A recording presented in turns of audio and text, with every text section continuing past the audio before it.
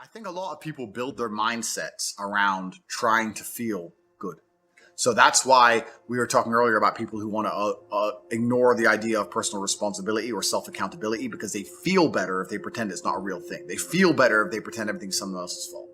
A lot of people's mental model and how they view the world is based around them feeling as good as possible. So when you sit there and talk to somebody who has the mask on and they refuse to believe the elites are laughing at them, it's not because they can't comprehend the ideas. It's because they feel better if they don't believe that they are a clown to the elites. I feel better if this is really all innocent and it's really all about a disease. So people are basing their mindsets around trying to feel good.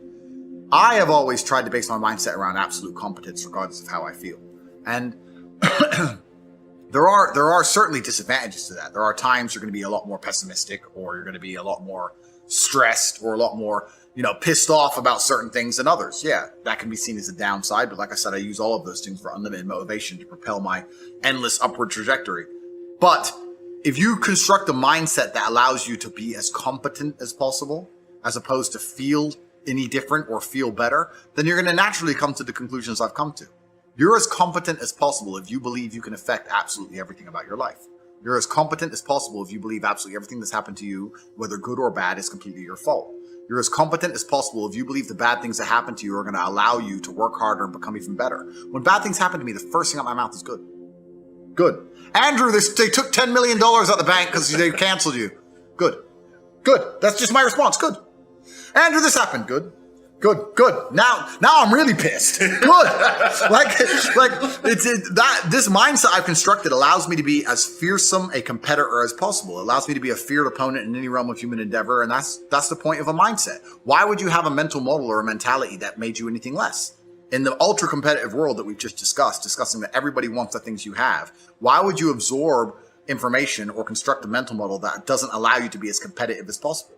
I am a feared competitor in anything I do. Anyone who's up against me at anything is going to feel a degree of nervousness just because it's me. It doesn't matter what it is. If you say, look, you're going to go learn how to play piano and you're going to play against someone else who's never played piano and you're going to learn, and that guy's Andrew Tate, you're going to be like, oh, for fuck's sake. I can't even play piano. But part of them is going to be like, oh, not Tate.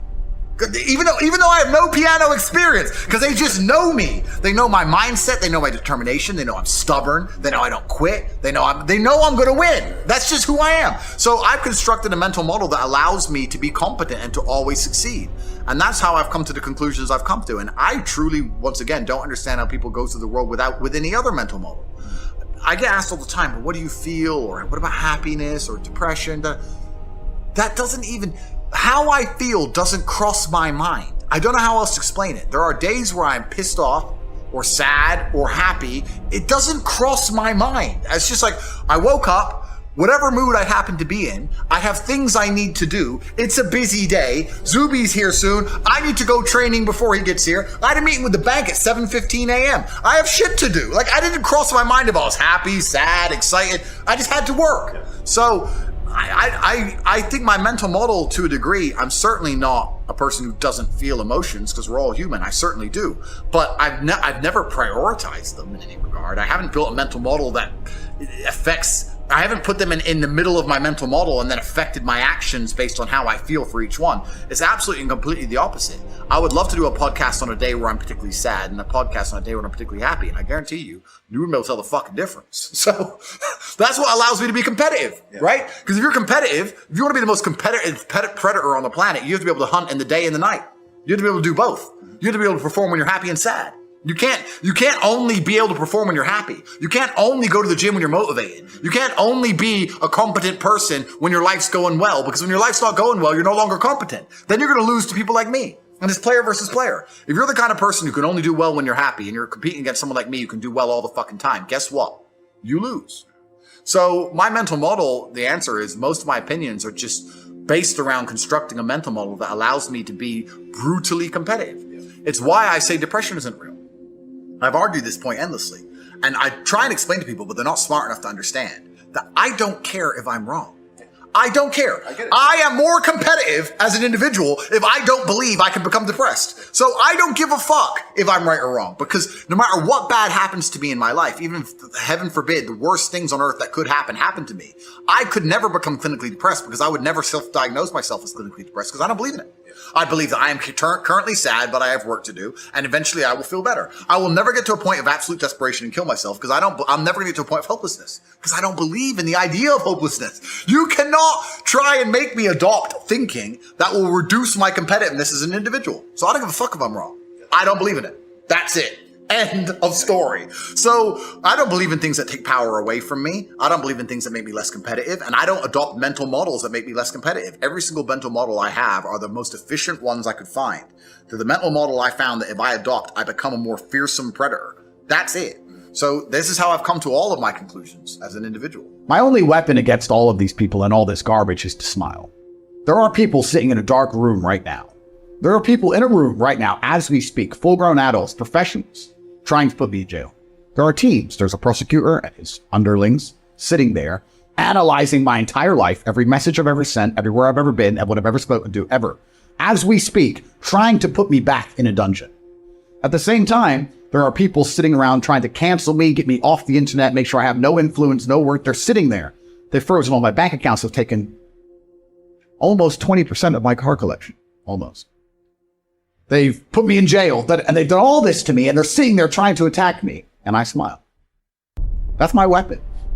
That's my weapon. Take me to fucking jail. I don't care. And that resilience is how I fight against them, because I believe this is a spiritual war more than anything else. The reason they're trying to attack me is because I'm seen as a hero to so many young boys, and that inspires bravery in the young boys, so they're trying to kill the hero. So I can't allow them to make me sad or miserable or depressed. I refuse. I refuse. I will smile in my jail cell. I refuse to be afraid or scared or depressed. Happiness wins. Love wins. I'm happy. Shoot me. I'll smile. If they were to come and put a gun in my face and say, time's up, I'd say, I knew you were gonna bang. That's the weapon. What else am I supposed to do? Are you still having nightmares? My nightmares are gone, and you know what? I'm gonna be very open about this. I'm genuinely sad about that. Sad about what? My nightmares leaving me. Right. Because it was a new